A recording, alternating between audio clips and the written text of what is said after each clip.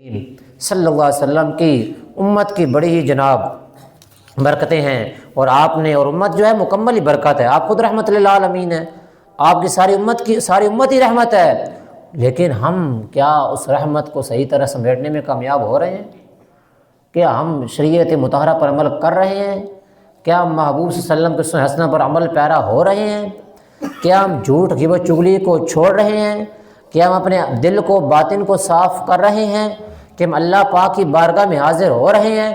ہر روزانہ 5 مرتبہ آواز حی علی الصلاۃ، حی علی الصلاۃ، آؤ فلاح کی طرف، آؤ فلاح کی طرف آوازیں آ رہی ہیں، لیکن ہم کہاں جاتے ہیں؟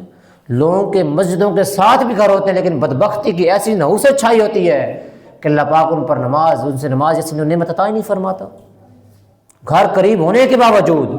یہ اور کیا چیز ہے؟ ایک نعمت موجود ہے، نہ پائیں تو پھر ذلت ہی ہے، پھر مشکلیں تو آ رہی ہیں نا، گھر ہے پھر میاں بیوی لڑائی تو ہونی ہے نا، پھر مسائل تو بننے ہیں نا، رب ذوالجلال کی بارگاہ میں حاضر ہو۔ پھر لوگوں تک اذانوں کی آواز، وہ دور تھا کہ خواتین سنتی تھی نا اذان کی آواز تو کام کاج چھوڑ کر سر میں دوپٹہ کر لیتی تھی، مرد ہر چلاتے وہ رک جاتے تھے، اذان کا جواب دیتے تھے، وہ ادب تھا، وہ قومیں تھیں، وہ لوگ تھے جو کامیاب تھے، خشک تھے، وہ کماتا تھوڑے تھے، برکت بڑی تھی۔